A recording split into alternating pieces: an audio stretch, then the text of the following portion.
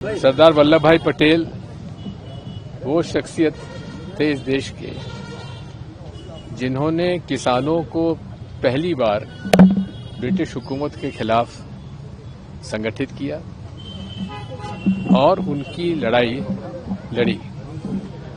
आज जो भी अमूल डेयरी है उसकी स्थापना सरदार वल्लभ भाई पटेल ने की थी। जब देश आजाद हुआ तो छोटे छोटे राज्यों में, रियासती राज्यों में बटा हुआ था। ब्रिटिश हुकूमत जहां जहां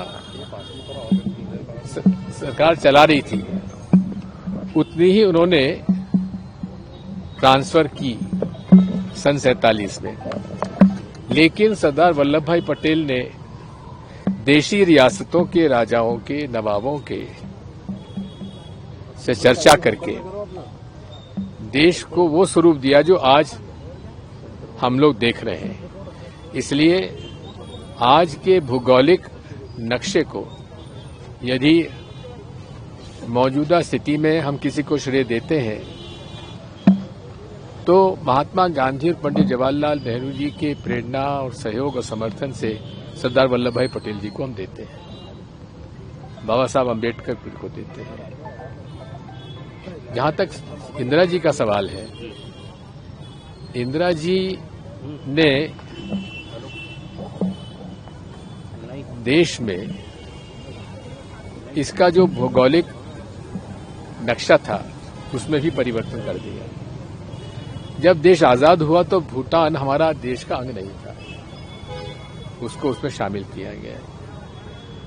और पाकिस्तान जो कि बहुत दम भरता था उसके दो टुकड़े कर दिए।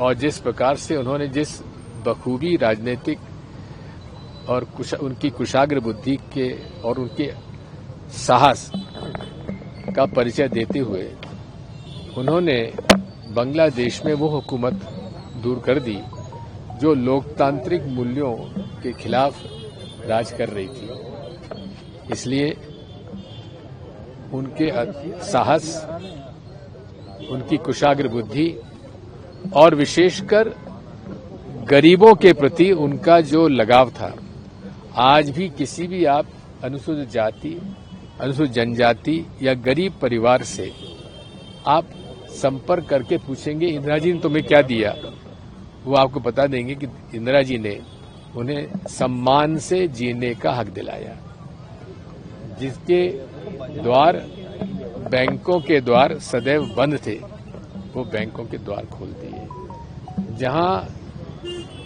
प्राइवेट संस्थाओं में मजदूरों का शोषण होता था वहां उन्होंने मजदूरों को हक दिलाने के लिए उनका शासन के अधीन लिया, बैंकों को के अधीन लिया। इसलिए आज ही नहीं, सदैव इंदिरा जी की शहादत और इंदिरा जी के जिस प्रकार से गरीबों के प्रति उन्होंने सेवाएं दी, नियम बनाए, कानून बनाए,